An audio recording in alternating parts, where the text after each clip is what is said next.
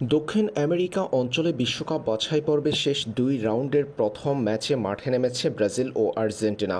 ভেনেজুয়েলার বিপক্ষে খেলেছে আর্জেন্টিনা আর ব্রাজিল খেলেছে চিলির বিপক্ষে।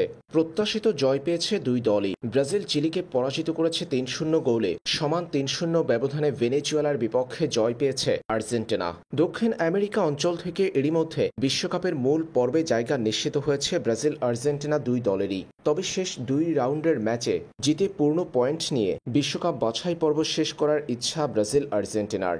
ভেনেজুয়েলার বিপক্ষে আর্জেন্টিনা জয়ের পর ১৭ রাউন্ডের ম্যাচ শেষে ১২ জয় ২ ড্রয়ে তাদের পয়েন্ট দাঁড়িয়েছে ৩৮। সবার আগে বিশ্বকাপের মূল পর্বে জায়গা নিশ্চিত করা আলবিসেলেস্তেদের ৩৮ পয়েন্ট। তারা আছে বিশ্বকাপের বাছাই পর্বে দক্ষিণ আমেরিকা অঞ্চলের পয়েন্ট টেবিলে সবার উপরে।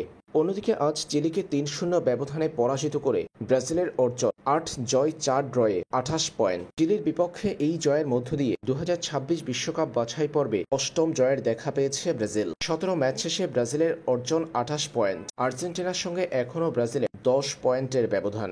আর্জেন্টিনার থেকেও ১০ পয়েন্টে পিছিয়ে আছে ব্রাজিল। দক্ষিণ আমেরিকা অঞ্চলে বিশ্বকাপ বাছাই পর্বের পয়েন্ট টেবিলে সবার উপরে আর্জেন্টিনা, ২ নম্বরে ব্রাজিল, ৩ নম্বরে উরুগুয়ে, ৪ নম্বরে আছে ইকুয়েডর, ৫ নম্বরে কলম্বিয়া।